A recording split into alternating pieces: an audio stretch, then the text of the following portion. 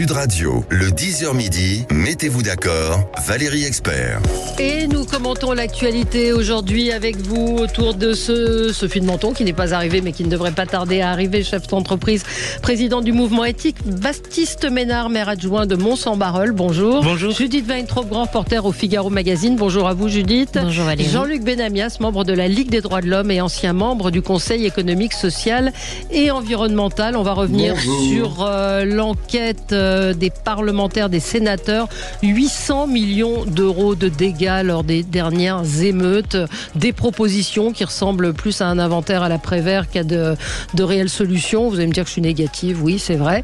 Gabriel Attal qui s'alarme de la dépendance des jeunes aux écrans encore et toujours. Et puis la loi sur la fin de vie qui fait encore beaucoup réagir. Et puis ces violences encore et toujours. On va commencer avec vos coups de cœur et vos coups de gueule. Baptiste, on commence avec vous. Oui, alors un coup de gueule un peu technique mais stratégique concernant la fusion entre l'autorité de sûreté nucléaire et l'Institut de radioprotection et de sûreté nucléaire. Ah oui, c'est pointu. Donc voilà, c'est assez pointu, mais j'avais envie de l'évoquer parce que en France, on se plaint souvent du millefeuille et on cherche toujours à faire en sorte de rassembler et de réduire les strates, mais parfois ce n'est pas pertinent de le faire et c'était le cas sur cette question. Mardi, donc le Parlement a adopté cette fusion et pour moi, c'est véritablement une hérésie parce que derrière cela se joue la question de la sécurité des Français. Alors, le prétexte qui est donné par le gouvernement, c'est la volonté de fluidifier. Mais à quoi bon fluidifier s'il n'y a pas de sûreté ? Alors, ce n'est pas un débat entre pro et anti-nucléaire, c'est véritablement la question de la sécurité des Français. Alors, les experts du domaine, comme beaucoup de politiques, ont alerté en fait sur le fait qu'il n'y avait ni urgence ni nécessité à fusionner ces deux agences et qu'au contraire, notre modèle français est plutôt salué, y compris à l'échelon international. Cette fusion pose la question de l'indépendance parce que ce mariage forcé n'a pas beaucoup de sens. L'ASN est une autorité décisionnelle de sûreté alors que l'IRSN est un centre de recherche et d'expertise. Alors ce sont deux structures avec des fonctionnements et une essence complètement différentes et en l'espèce, la séparation institutionnelle garantissait la qualité du travail de l'un et de l'autre. Aujourd'hui, le risque, c'est de laisser penser que l'Institut de recherche, finalement, qui avait pour but de donner des informations et des expertises en toute indépendance, pourrait être sous le coup des lobbies ou de pression et donc ne pourrait plus jouer son rôle d'éclairer la décision de l'autorité de sûreté nucléaire. Alors voilà, moi je dénonce vraiment cette fusion-là. Je la regrette et je considère que cette séparation des pouvoirs, en l'espèce, avait vraiment beaucoup de sens, car il s'agit encore une fois de préserver la sécurité de l'organisation, des Français et le bon fonctionnement de la filière atomique française. Un mot, Jean-Luc, vous qui connaissez un peu le sujet. Et je suis entièrement d'accord avec ce que vient de dire Baptiste. Ouais. Je pense que c'est une erreur. Les salariés et les chercheurs de l'IRSN se sont mobilisés depuis des mois. Ouais. Ça a fait de nombreux débats et au Sénat et à l'Assemblée nationale, des débats qui étaient intéressants sur le fond et sur la forme. Fusionner ces deux instances n'est pas une bonne chose. Oui. Judith ? Je suis entièrement d'accord avec Baptiste et avec Jean-Luc. Ça va Tout le monde, mettez-vous d'accord. Un débat très contradictoire. Non, je voudrais citer un autre exemple comme ça de disparition-fusion qui s'est faite au détriment de l'information du public en général et en particulier du but qu'elle était censée servir. C'est la disparition en 2020 de l'Observatoire national de la délinquance qui a été supprimé, de la délinquance et de la réponse pénale qui permettait de savoir si la délinquance augmentait ou pas et si la justice lui apportait la réponse adéquate.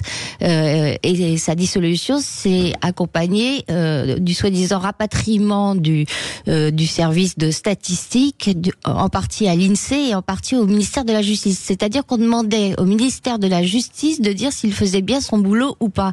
Et curieusement, depuis cette époque, on manque cruellement de statistiques sur la délinquance et sur les réponses pénales. Ouais. Alors, en règle générale, Bonjour, Sophie. le problème, c'est qu'on va avoir à supprimer un nombre d'organismes, d'associations, etc., parce que ça nous coûte très très cher, et que à chaque fois, il y aura effectivement des inconvénients. Et il va falloir supprimer un nombre de choses, regrouper. Non, mais la suppression indistincte et systématique est une mauvaise chose. Je suis désolée, évidemment. Sophie.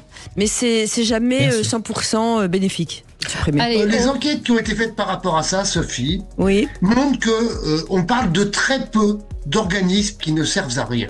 Il en existe agences forcément régionales de des santé, des il y en a choses combien? subtiles qui ont plusieurs dizaines d'années et qui ne servent plus. Elles sont extrêmement minoritaires. Et le Conseil Si ces instances ont été économique, mises en place, social et au fur et à mesure, environnemental. J'en ai fait partie, Voilà. pardon, je suis désolée, il faut le supprimer. le CESE, oui, mais Jean-Luc aussi en a fait partie. Oui, c'est vrai, pardon. Oui. Jean-Luc, c'est Mais- vrai, on était Allez, ensemble. On le était CESE, ensemble. elle dit qu'il faut Le supprimer le CESE. CESE. on peut toujours essayer de supprimer le CESE, ça ne servira à rien de le supprimer. Hein. Bah, ça Strictement ferait rien. économiser Ça ne coûte rien, d'argent. le CESE. Ça fera économise économiser quand un peu même. d'argent. Allez, on se retrouve dans un instant avec vous sur Sud Radio. À tout de suite. Sud Radio. Sud Radio. Parlons vrai. Parlons vrai. Sud Radio. Parlons vrai. Lidl, Le 10h midi, mettez-vous d'accord, Valérie Expert. Et on est ensemble avec vous sur Sud Radio pour commenter l'actualité avec aujourd'hui Judith Weintraub, grand reporter au Figaro Magazine, Jean-Luc Benamias. Vous êtes là, Jean-Luc? Oui. Vous êtes Oui, je suis membre là, de la ouais. Ligue des droits de l'homme et ancien membre du Conseil économique, social et environnemental. Baptiste Ménard, maire adjoint de Mont-Saint-Barreul, et Sophie de Menton, chef d'entreprise et présidente du mouvement éthique. On Et va ancien membre aussi du Conseil économique, social et Il environnemental. n'y a que nous, Il y a Valérie, que qui nous, oui. Bah non, n'avons bah pas non, moi non plus, émargé. j'ai pas été nommé. Pas encore. Bien, pas encore. 800 millions d'euros de dégâts, rapport sénatorial. Et après, que va-t-il se passer? On va parler de la dépendance aux écrans et puis de la fin de vie. J'espère qu'on aura le temps de traiter tous ces sujets. On va continuer notre tour de table. Juste signaler ce que me disent certains auditeurs, c'est que ça commence mal pour le site de déclaration des impôts en ligne qui est en panne ce matin. Bonne nouvelle. Bah, bonne nouvelle, ouais, c'est un peu lamentable, non? Enfin, Non mais attendez, c'est tout le temps comme ça pour les entreprises. Ouais. Il faut se rendre compte que les déclarations obligatoires, tout informatisé, plus avoir quelqu'un en ligne pour les comptables.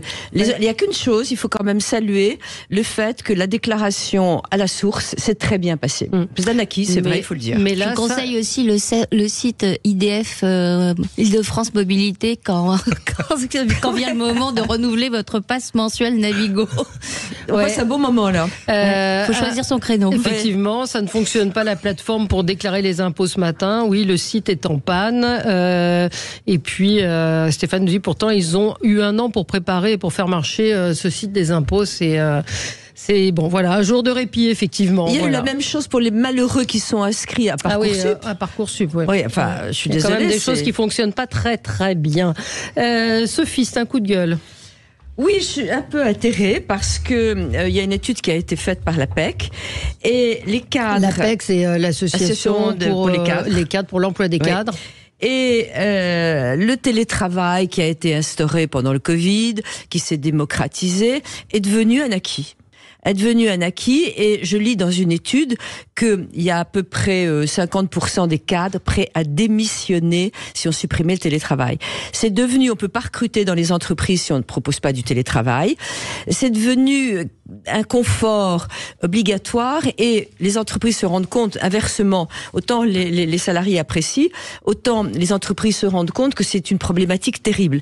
J'ai un éditeur dont je ne citerai pas le nom, elle voulait pas en parler, elle me dit je suis effondrée, ils exigent 3 jours dans l'entreprise de télétravail en prétextant qu'une boîte d'édition, on lit des manuscrits toute la journée, on n'a pas besoin d'être au bureau. Elle me dit les salariés sont dans des couloirs, plus personne ne sait ce que font les uns et les autres, les vidéos sur écran, ça fonctionne pas très bien. Et donc c'est terrible de voir cette étude parce que, alors les jeunes n'en parlons pas, c'est voilà, un cadre sur 2, 45% démissionneraient si l'accès du télétravail leur était supprimé. C'est un retour en arrière inenvisageable pour 69% des cadres. Et donc notre rapport au travail, c'est complètement inversé. Il y a au moins 1 jour par semaine. Un quart des salariés concernés ont plus de 2 jours par semaine. un essor considérable. Et donc, je pense qu'il va falloir faire quelque chose parce que c'est tout un rapport aux autres, c'est tout un rapport à l'entreprise elle-même, c'est une sociabilisation. C'est quoi cette étude ? Pardon ? C'est l'APEC, l'association pour l'emploi des cadres. Oui, très très sérieux. J'en ai jamais entendu parler. Vraiment. Si, l'APEC, j'en ai entendu parler, merci. Je pense qu'elle est très utile, c'est très utile pour les cadres. Oui. Et pourquoi vous n'êtes pas content ? Mais vous n'êtes pas. Qu'est-ce qui vous fait réagir ? Parce que ça me semble, ces chiffres me semblent exorbitants. Oui, mais ils le sont. Alors, essayez de recruter. Moi, c'est fou quand je reçois des jeunes. Combien de jours de télétravail ? C'est exigé. Alors, on demande maintenant, ils cumulent le télétravail et les ponts. Donc, on a des tunnels dans les entreprises. Oui. Parce que on choisit son jour de télétravail. Le vendredi, demandé dans les entreprises. Il y a plus de vendredi, c'est un week-end de 3 jours. J'ai pas dit que ils ne travaillaient pas chez eux. C'est pas du tout la même façon de travailler. C'est pas la même application. J'ai eu chez moi, même à Éthique, ils sont formidables, toute mon équipe. Et il y a quelqu'un qui m'a dit, est-ce que je peux prendre une journée de télétravail parce que j'ai le plombier qui vient? Et donc c'est une confusion entre la vie privée et la vie professionnelle qui m'inquiète. Ouais. À la mairie, vous êtes confronté à ça ? C'est vrai que le télétravail c'est un peu imposé maintenant, et c'est vrai, moi je le vois, y compris dans mes proches, quoi. Ça fait partie effectivement des demandes qui sont maintenant exposées lorsque on voit telle ou telle offre d'emploi. On regarde là où il y a plus de télétravail. Moi, je rejoins. Alors déjà, je rassure quand même en disant que dans télétravail il y a travail, mais je rejoins.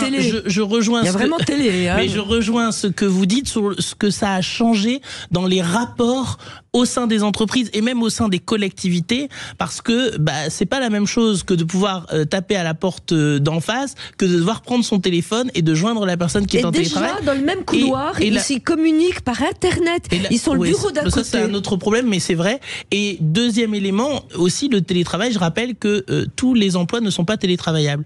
Et donc, ça crée aussi, et moi c'est ça qui me questionne aussi, c'est que ça crée une inégalité et ça renforce des inégalités. C'est-à-dire des métiers qui sont déjà plus pénibles, plus difficiles et il n'y a pas de possibilité de télétravail. Eh bien là, effectivement, ça crée quand même une dichotomie majeure sur le marché du travail, et j'ai même peur que, compte tenu de l'évolution, cela pose des questions dans les choix de filière, parce que je vois aussi au niveau des étudiants dans les cours que je donne, les étudiants disent moi je m'oriente plutôt vers ça parce que par rapport à mon organisation de vie, je sais que là je pourrais télétravailler alors que tel ou tel poste n'est pas télétravaillable.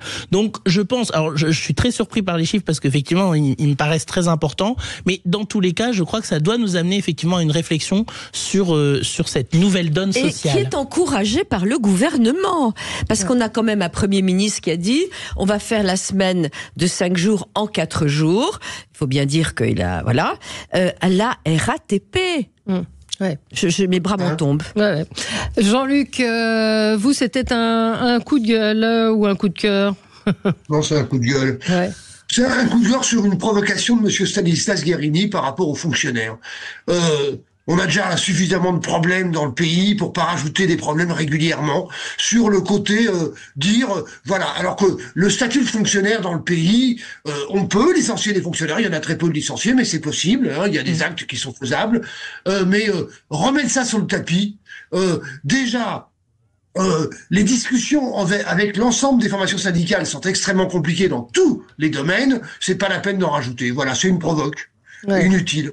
Oui, qu'est-ce que Judith ? Je remarque que ce n'est jamais le bon moment de mettre sur la table les inégalités entre la fonction publique et la sphère privée. Jamais. Que ce soit les retraites, que ce soit le temps de travail. Dans les collectivités territoriales, le temps de travail de 35 heures n'est toujours pas une réalité, parce que c'est... Non.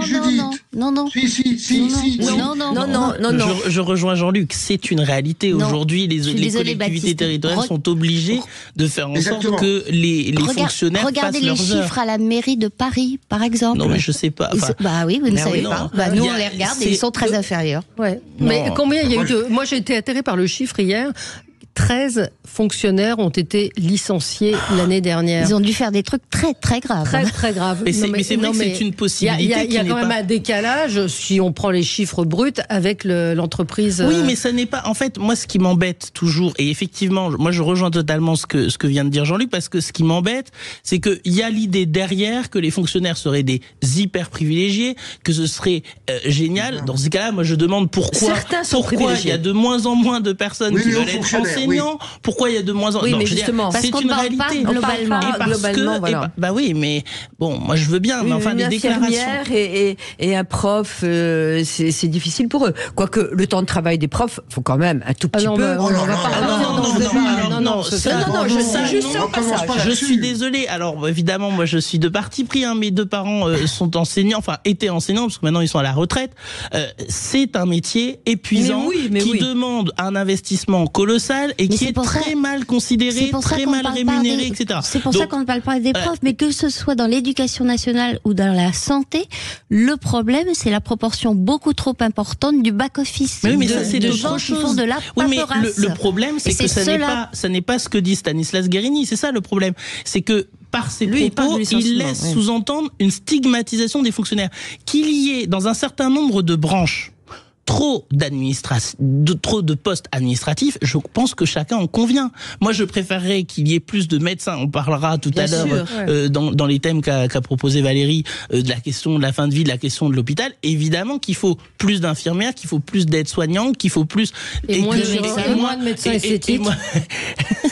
Non, mais, je vois à qui vous pensez. Non, mais j'ai vu là aussi un chiffre que je vais vous retrouver, où la plupart des étudiants en médecine, dans leur spécialité aujourd'hui, veulent faire de la médecine esthétique. Mais oui, mais pourquoi, parce que c'est la plus lucrative. C'est nous, c'est nous les coupables. Non, mais pourquoi? C'est parce que c'est la plus lucrative et que malheureusement, par exemple, nous savons il nous manque beaucoup de psychanalystes, de psychiatres. Pourquoi ces filières sont désertées? Eh bien, parce que malheureusement, elles sont très peu rémunérées au regard du nombre d'années et de la spécialité que cela demande. Donc, je veux dire, c'est un problème plus global. Mais pour revenir sur les propos de Stanislas Guerini, moi, je rejoins parfaitement ce qu'a dit Jean-Luc, qu'il y ait un sujet sur le trop de back-office, effectivement, évidemment, et il faut, c'est ça, ce serait le courage politique que de s'y attaquer. Par contre, recycler les vieilles lunes libérales qui consistent à dire que les fonctionnaires ne foutent rien, etc., c'est inacceptable. Et honnêtement, on n'a pas besoin de ça aujourd'hui. Allez, on marque une pause et on se retrouve dans un instant avec vous.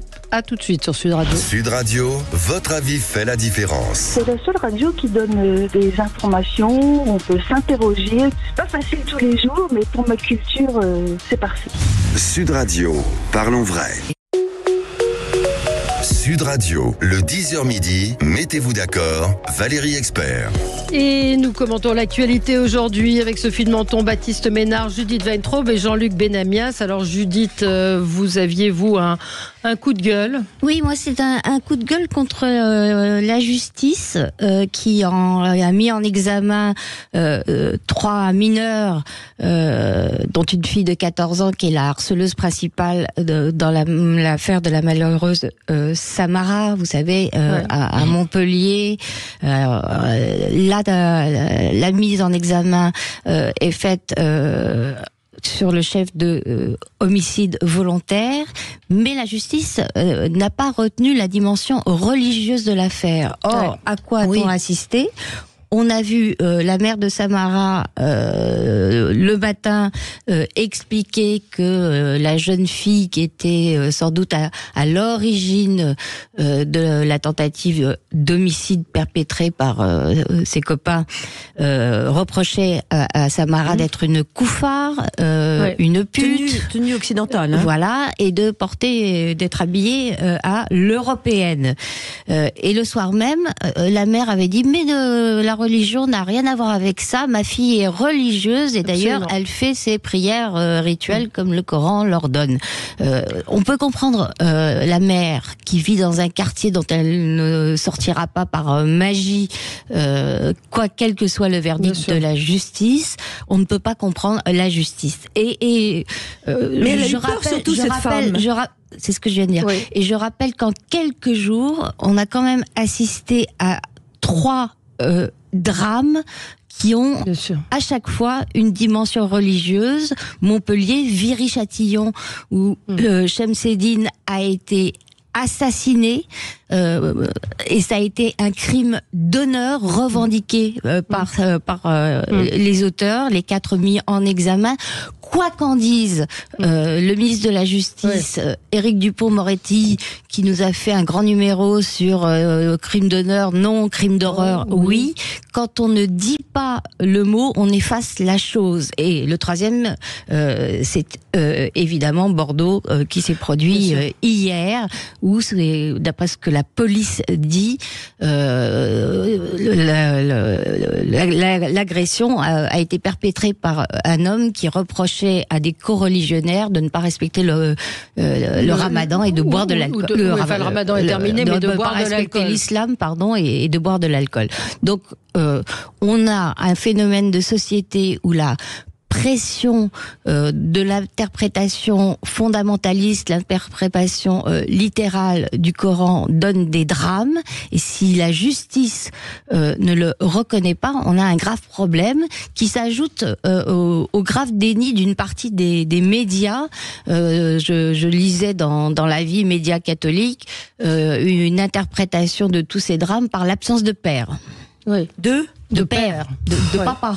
Ouais. La culture de l'excuse en plus. Voilà. Mais pourquoi est-ce qu'on n'a pas retenu cette notion de le motif religieux dans le cas de Samara, des juges qui ont pris la décision. Je vois que, et du côté de la mère de Samara et du côté de l'avocate, tout est fait pour effacer, dénier la dimension religieuse de la tentative d'homicide. Jean-Luc ? Alors qu'on nous bassine sur la laïcité.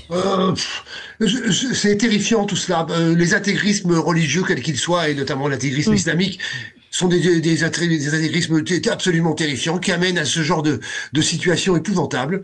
Je suis de ceux qui défendent la loi de 1905 de A à Z, qui permet à ce niveau-là de respecter l'espace républicain et de ne pas mettre toutes les religions au même niveau que l'espace républicain.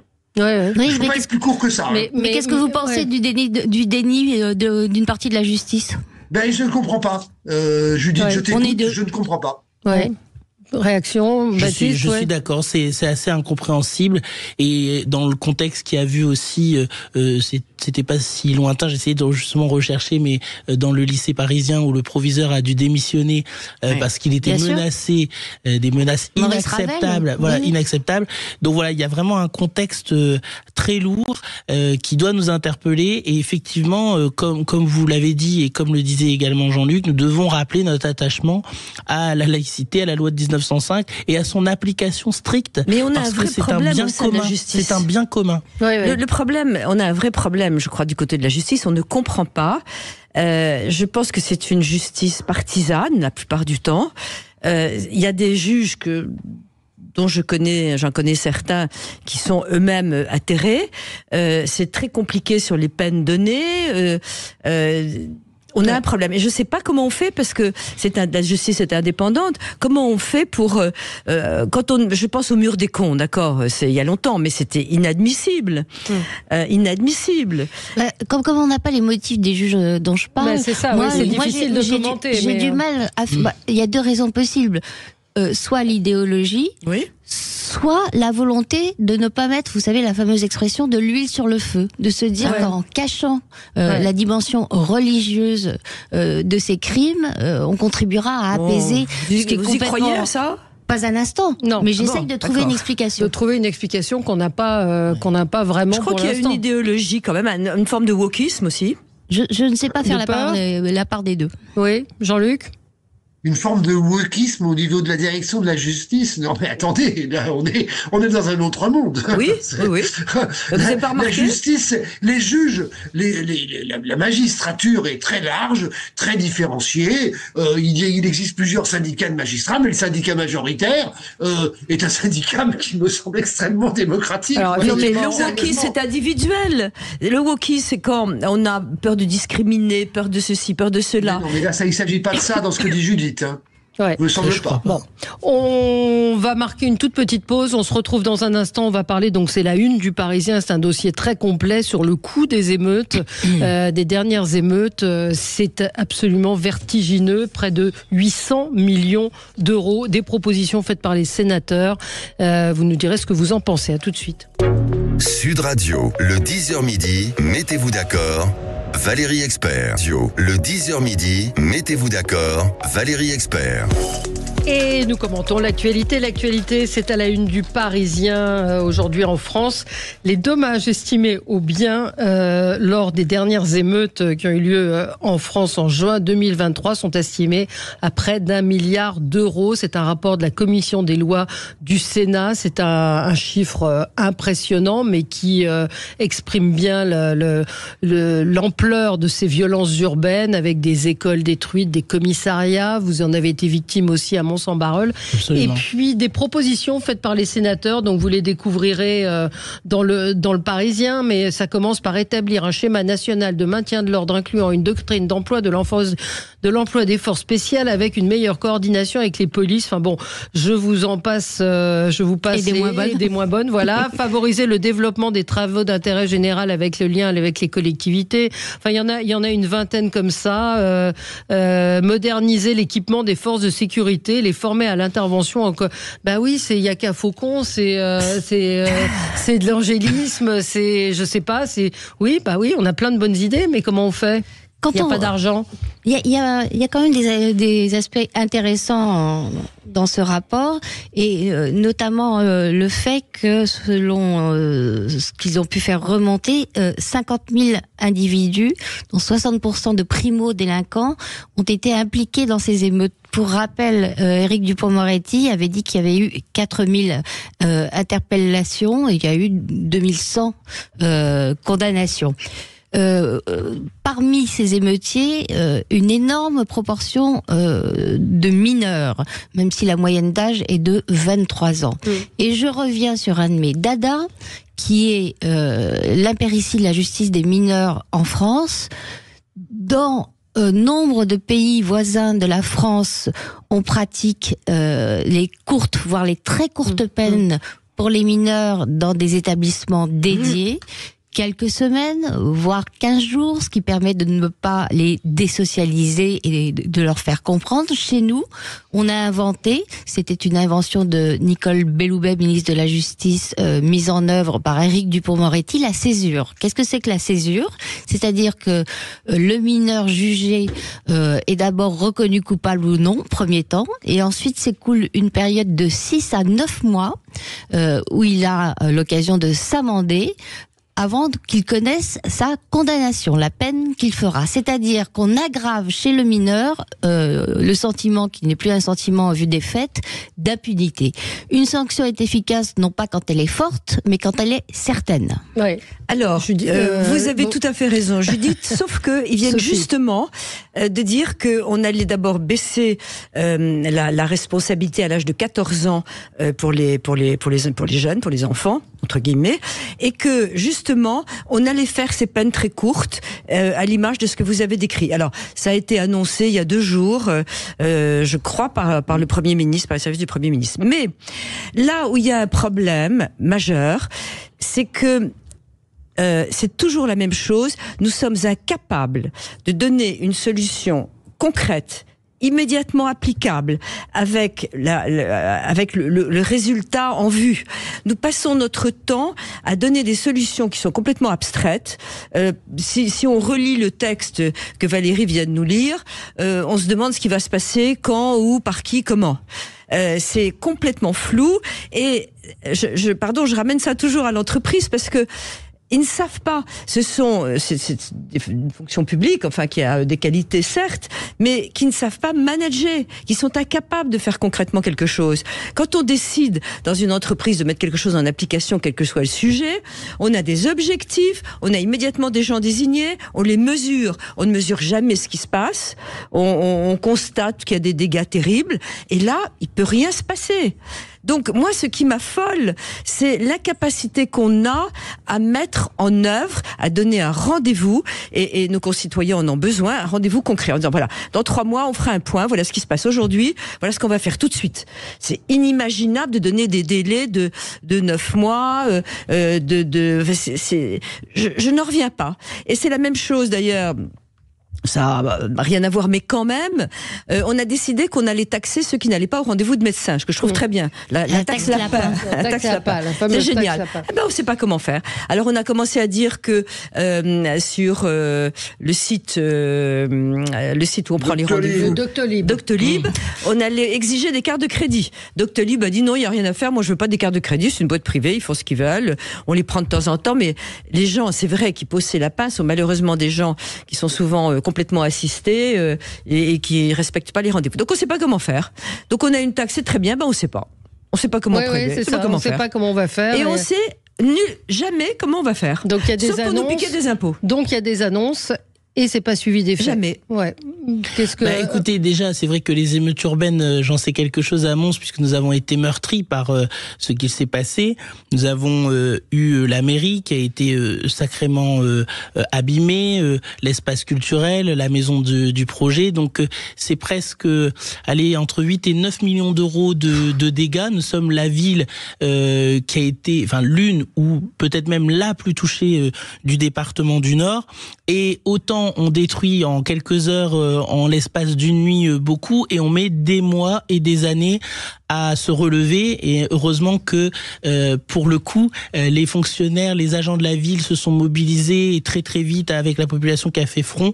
Nous avons pu redresser la tête. Néanmoins, effectivement... Mais c'est quoi redresser la tête ? Redresser la tête, c'est faire en sorte que la mairie, qui n'était plus accessible, en l'espace de quelques jours, nous avons réaménagé intégralement des cellules commerciales où nous avons refait une mairie, où nous avons pu accueillir la population. Nous avons, grâce à la mobilisation du maire, des adjoints, nous avons organisé le maintien des événements culturels, etc., parce que nous avons considéré qu'on ne pouvait pas punir toute la population au détriment de quelques-uns qui d'ailleurs pour la plupart n'étaient pas monsois et qui sont venus faire du grabuge. Au-delà de cela, et sans excuser bien sûr les violences, cela pose quand même la question de la réponse publique apportée à cette situation. Je rappelle que notre maire a appelé désespérément le préfet et la police à venir lorsque nous avons constaté le début, et ils ont mis des heures à arriver.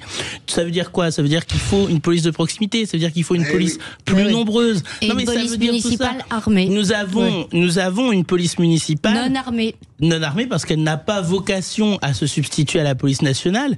Et d'ailleurs les policiers municipaux les polices municipales armées ont joué un rôle fondamental bien sûr lors de ces émeutes. Heureusement qu'elles étaient là et heureusement qu'elles étaient armées. Mais les polices municipales, dont nous avons eu quelques agents qui ont risqué leur vie, puisque quand la mairie a été attaquée et qu'eux-mêmes étaient dans l'espace dédié, eh bien nous avons les émeutiers qui étaient en train de s'en prendre à eux et ils ont été bloqués pendant toute une période dans la mairie. Ils ont dû se cacher pour faire face à la situation.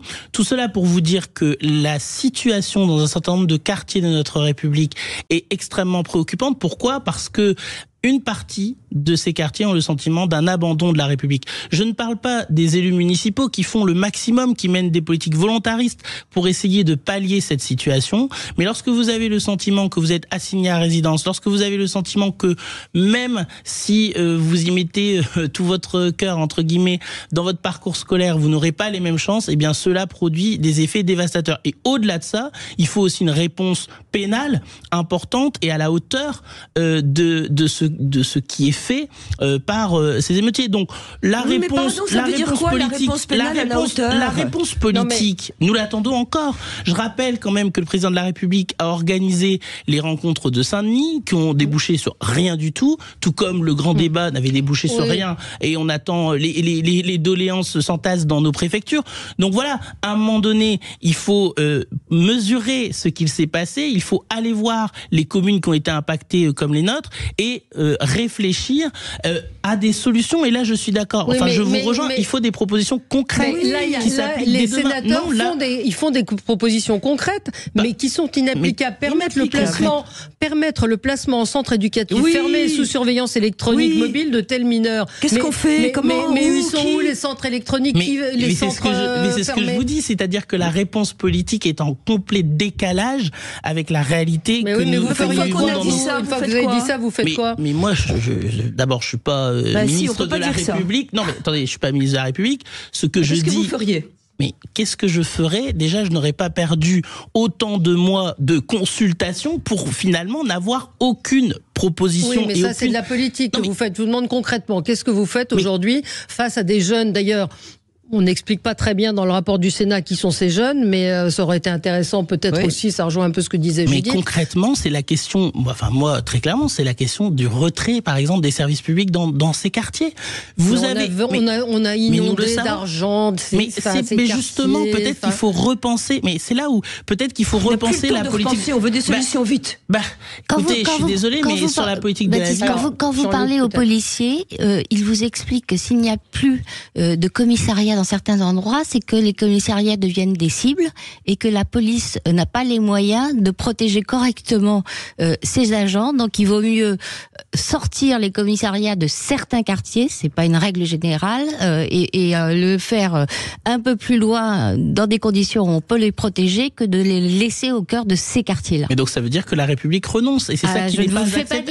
Donc c'est ça qui n'est pas acceptable. Alors je vais donner la parole à Jean-Luc, mais je vois dans les propositions des sénateurs.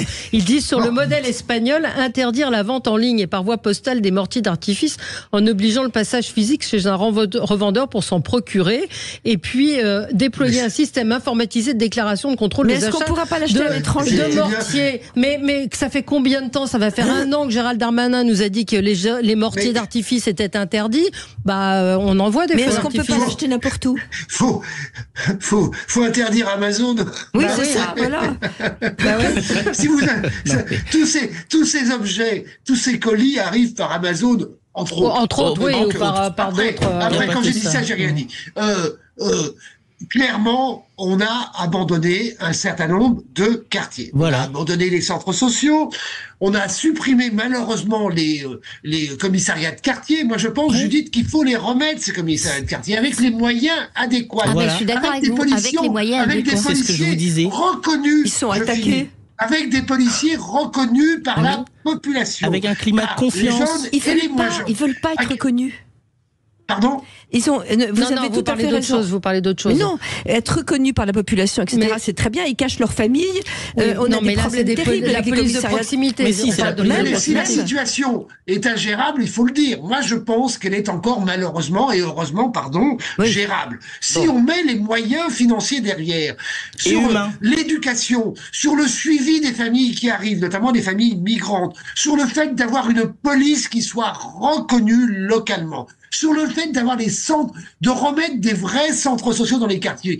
Il y a de nombreux quartiers, c'est valable à Marseille comme ailleurs, qui sont aujourd'hui, qui se sentent à l'abandon par rapport à cela, où la présence adulte n'est plus suffisante. Et je rajoute à cela, il faut aider l'ensemble éducatif à être permanent aussi dans cette affaire. On doit pouvoir avoir dans les collèges, les lycées, certaines écoles, plus de moyens qui suivent les différentes populations, qui suivent les personnes en difficulté. Quand j'ai dit ça, évidemment, ça coûte énormément d'argent. Mais si on ne le fait pas, on aura le genre de situations qui recommenceront régulièrement. Il faut se donner effectivement les moyens de notre ambition. Moi, je voulais juste ajouter par rapport à la question que vous avez posée sur le coût des émeutes, se pose quand même 2 questions encore aujourd'hui pour les collectivités territoriales qui ont été impactées. La question des assurances, cela met beaucoup de temps, les expertises sont longues. Parfois, l'argent sonnant et trébuchant promis n'est pas à la hauteur de ce que les collectivités avaient estimé. Et le deuxième élément, c'est l'argent aussi promis par l'État.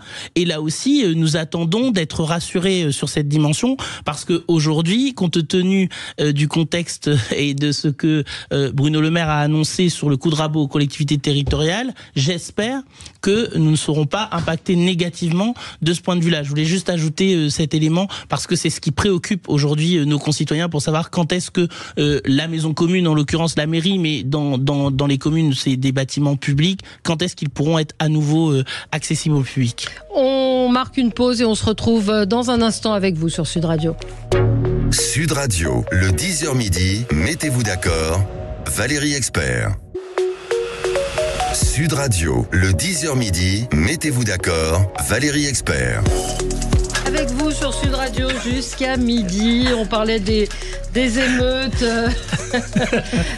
on peut parler de la fin de vie. De quoi vous avez envie de parler? De la fin de vie ou alors de Gabriel Attal hier qui a dit « Je ne veux pas que les influenceurs remplacent les grands auteurs ». C'est bien, je suis d'accord. Oui, alors allez-y. J'ai un ami qui dans sa propre librairie, cherchait le dictionnaire amoureux de Flaubert. Il cherchait, il le trouvait pas, il dit « Mais où est-ce qu'ils l'ont rangé » Le type, il dit « Dans le porno ? Dans la philosophie ». Je dis, mais Flaubert n'est pas un philosophe. Ouais. Enfin bon. Donc, non, je trouve qu'il a un vrai bon sens. Et les influenceurs, c'est un nouveau diktat, une nouvelle source encyclopédique pour les jeunes. Et on a vu récemment toutes les études concernant. Elle est moins jeune, ouais, vous avez raison. Elle est moins jeune. mais non, mais ceux qui commencent à ne pas lire, si je puis dire, qui ne lisent plus du tout. Nous, on a quand même un peu lu, même s'il y a des gens accros, on a un peu lu. Et là, aujourd'hui, ils ne lisent plus. Le temps sur les tablettes a remplacé complètement la lecture. C'est absolument terrifiant. Et donc là, je crois que Gabriel Attal a absolument raison, il faut tirer la sonnette d'alarme. C'est aux parents d'agir, et ça il faut le dire. Invraisemblable de laisser les enfants de 12 ans dormir avec le portable sous l'oreiller. Écoutez-nous, parents qui nous écoutez. Je veux dire, on peut pas tout demander. Mais c'est compliqué, vous avez des tout véritables... est compliqué dans la vie. Oui, mais des véritables drames. Moi j'ai un copain qui s'est rendu compte que sa fille avait 2 portables et qu'elle changeait la coque pour lui faire croire 12 ans. Pour lui faire croire qu'elle lui rendait le portable. Bon, et la punition, ça a été comment? La punition, ça a été privation de portable totale. Voilà, c'est tout. Voilà, mais ils sont très très ingénieux. Non, mais là, franchement, on peut pas demander à l'État de faire lire les enfants et de les priver, sauf si on est en Chine. Parce que la Chine, ils ont pas le droit au portable, sauf 3 heures par jour, les enfants. Oui, il y a d'autres problèmes aussi. Non, mais j'ai jamais dit que la Chine était l'exemple. Mais j'étais très étonné de vous voir citer la Chine en exemple. Je dis on peut aller aussi en Corée. Corée, je pense qu'ils ont pas beaucoup de portables. Non, mais je pense que quand il y a quelque chose de bien quelque part, on peut essayer de dire tiens, c'est pas bête. Non, mais l'idée de limiter les écrans, pourquoi pas? Mais est-ce que c'est de la responsabilité du gouvernement? Non, mais attendez, moi j'ai vu la proposition de Najat Vallaud-Belkacem de rationner Internet en limitant le nombre de gigas utilisés quotidiennement. Ça a suscité beaucoup de controverses, etc. Moi, ce que j'ai trouvé au moins positif, c'est que ça a posé quand même l'enjeu sur le constat. Moi, je suis quand même effaré effectivement de constater, chez les jeunes notamment, mais pas seulement, mais nous sommes tous concernés. Nous sommes constamment sur nos écrans ou interpellés par des écrans, y compris dans l'espace public. Et effectivement, il y a un paradoxe. On n'a jamais été aussi interconnectés et en même temps, les gens souffrent de la baisse de solitude, de la baisse de lien social. Il y a un effondrement. Alors là, je vous rejoins. Chez les jeunes, sur la lecture, c'est absolument dramatique. Et en plus, nous avons des phénomènes tels que le harcèlement en ligne qui sont de véritables fléaux. Donc moi, j'aimerais bien que sur ce sujet-là, nous ayons vraiment une vraie réflexion politique. Vous allez me dire, oui, vous parlez... Bah oui, mais écoutez, vous avez une proposition. Écoutez, action. Donc Najat a fait une proposition. Ce que je veux dire par là... c'est une privation de liberté.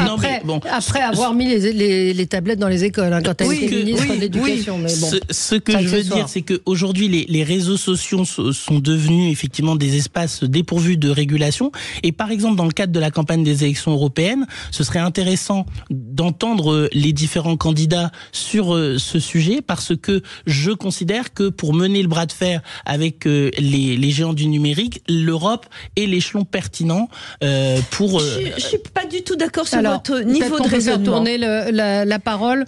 Oui. Je finis juste...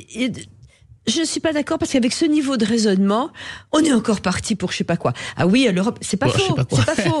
C'est pas faux. À l'Europe, les candidats qui vont dire tiens, qu'est-ce qu'il faut dire. Mais est-ce que c'est Je dis que les parents ont qu'à commencer par arrêter.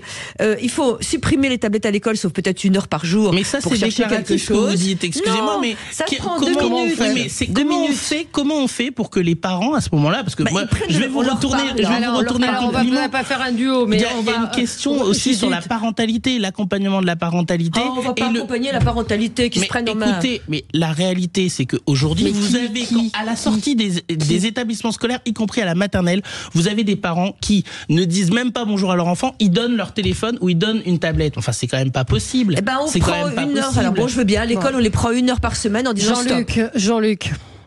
Écoutez, je vous renvoie à l'excellente série sur Canal+, La Fièvre, qui abonde ce sujet de manière absolument parfaite, de mon point de vue, sur le rôle incroyable qu'ont pris les influenceurs. Et à ce niveau-là, le rôle d'un certain nombre de médias me paraît absolument notable. Il faut faire attention à ne pas mettre en avant tous ces influenceurs et influenceuses qui font un mal fou à l'information et au développement de l'information. Quand je dis ça, évidemment, je vais pas régler le problème, mais sérieusement, le nombre d'influenceurs et d'influenceuses qu'on voit mis en avant est épouvantable. Mais on est au-delà des influenceurs et des influenceuses. On est sur le temps d'écran. Oui, d'accord, mais on était bien sur le démarrage de la discussion par rapport à cela, sur le rôle aujourd'hui beaucoup trop important des influenceurs et des influenceuses. C'est un rôle totalement un rôle commercial. Hein, tout le monde a bien vu. TikTok évoque justement la possibilité maintenant de rémunérer, je crois, les influenceurs qui seraient les plus... Mais ils sont rémunérés par les marques, qu'est-ce que vous croyez? Ils sont déjà rémunérés. Judith, ça vous inspire quoi? Ça vous laisse je sens de marbre ce sujet? Non, pas du tout, pas de marbre. Un peu désemparé. Pas de marbre, mais désemparé tout à fait, parce que la libérale en moi s'insurge à l'idée qu'on restreigne autoritairement le nombre de gigas auquel chaque individu, quel que soit son âge, peut avoir accès. En même temps, je ne vois pas spontanément d'inversion dans cette addiction aux écrans. Donc voilà, je ne sais pas quelle est la solution. Oui, il n'y a pas de... C'est pour ça que le débat lancé par Najat, elle le savait bien en le faisant, que c'était complexe et compliqué, mais qu'un débat absolument important. Mais oui, absolument, ça permet de poser le débat. Comment on le résout et comment on résout la question du numérique dans le monde dans lequel nous vivons, vu que les choses sont totalement interconnectées, qu'il y a des réseaux internationaux, souvent mafieux, qui dirigent l'ensemble de tout ça, évidemment, la complexité de la situation est totale. Oui, mais une fois qu'on a dit ça, on fait quoi? Je sais bien, merci. C'est comme Madame Belloubet qui dit je suis comme Judith à ce niveau-là. Il y a un côté là-dedans qui est c'est très difficile. Dont on a du mal à comprendre, à voir comment on peut gérer cette composition qui est tellement internationale et tellement diffuse que c'en être d'une complexité absolue. Non, moi je crois qu'il faut revaloriser le rôle des parents. L'État les a dépossédés de beaucoup de choses. Mais comment? On est d'accord. C'est toujours la même chose. Mais comment? Si, c'est pour ça que vous levez les yeux au ciel quand je vous parle d'accompagnement à la parentalité, mais à un moment donné, comment vous faites? Parce qu'il suffit pas de dire aux parents. Je dis que déjà, confier l'éducation sexuelle à un bébé qui tête encore sa mère à 4 ans, dans les écoles, etc. On a des... Non, mais ça n'existe pas. Attendez, si, ça existe. Non, ça existe. Non, attendez, je finis ma phrase. Je dis qu'on confie tout à l'école, on se départit de tout, y compris l'éducation sexuelle des enfants. Donc, et je dis que c'est vrai que, par exemple, à la limite, au lieu de faire une éducation sexuelle à l'école en disant oui, c'est pour leur expliquer la tolérance, je préférais qu'on exige que les parents viennent peut-être 2 heures par mois pour qu'on leur explique si nécessaire ce qu'il faut dire ou mais on qui en le est. Ferait À l'école. Attendez, vous venez de dire, non, mais il faut arrêter. Non, mais les spécialistes qui font l'éducation, peut-être que si c'est des gens extérieurs, ils peuvent. Non, je dis que il faut remobiliser les parents. C'est la seule chose que je vois. Ça pose la question. Moi, je le dis et ne haussez pas les yeux au ciel parce que c'est un vrai sujet de la parentalité dans notre pays. Être parent, c'est le seul métier qu'on n'apprend pas. Qu'est-ce que vous proposez? Je pense qu'effectivement, il faut accompagner les parents sur ces risques-là, mais il faut les sensibiliser. Dans l'enseignement privé, des parents qui sont convoqués par l'établissement et qui ne viennent pas, leur enfant ne reste pas dans l'établissement quand c'est réitéré. Exactement. Ils ont des gros ennuis. Et je pense que là, le public ferait bien de s'inspirer du privé. Allez. Le public n'arrête pas en ce moment, et ça se voit notamment en Seine-Saint-Denis ou ailleurs, de demander beaucoup plus de moyens pour justement répondre à cette question, Judith. C'est pas une question de moyens. Quand vous convoquez un parent et qu'il ne vient pas à plusieurs reprises, quel est le moyen? Vous n'allez pas envoyer les flics le chercher par la peau du cou. C'est pas une question de moyens. C'est pas une question de flics. C'est une question de moyens dans l'éducation nationale. Non. Sur l'autorité. C'est une question de restauration de l'autorité. Allez, c'est fini pour aujourd'hui. Dans un instant, André Berkoff sera avec vous. Très bonne journée. Sud Radio. Sud Radio. Parlons vrai. Parlons vrai. Sud Radio. Parlons vrai.